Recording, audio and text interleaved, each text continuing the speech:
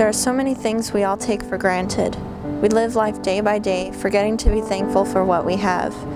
My biggest reminder to be grateful and my greatest inspiration is also one of my best friends, Michael. My name is Michael Vaughn. I'm 17 years old and I have cerebral palsy. Cerebral palsy is a disability often caused by lack of oxygen or bleeding in the brain during or just before birth. It causes certain parts of the body to not work properly, such as the arms, legs, head, tongue, or others. In Michael's case, cerebral palsy prevents him from walking properly without assistance.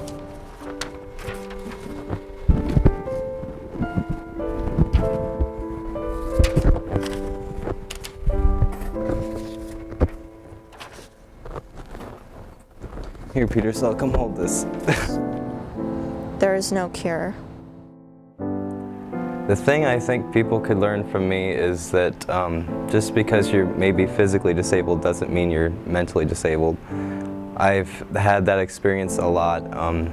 People assume because I'm in a walker that I'm also in special ed or mentally challenged, and that just isn't the case.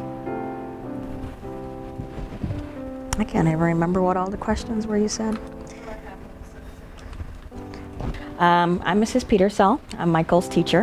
Have been forever since he got here. I was the first class of the first day of high school for him.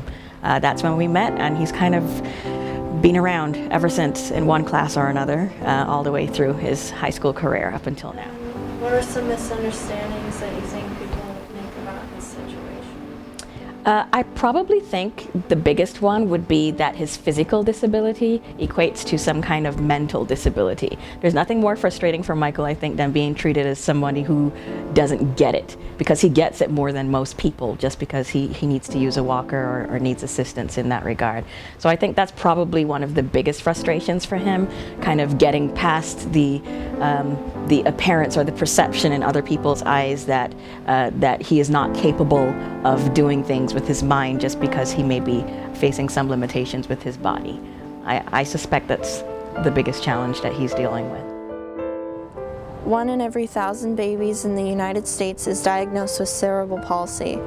Approximately 700,000 Americans have some form of cerebral palsy, making it among the most common permanent disabilities in the United States.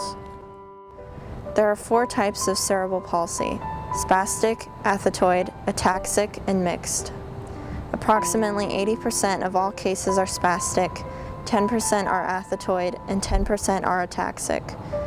The various types determine which muscles will be affected and how the person's body will react. Don't worry about me, this is about you. Most difficult.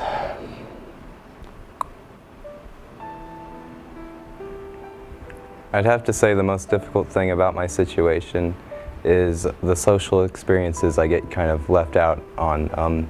It's not really by anyone's choice. I guess I don't involve myself. Like, I've never gone to a dance in high school.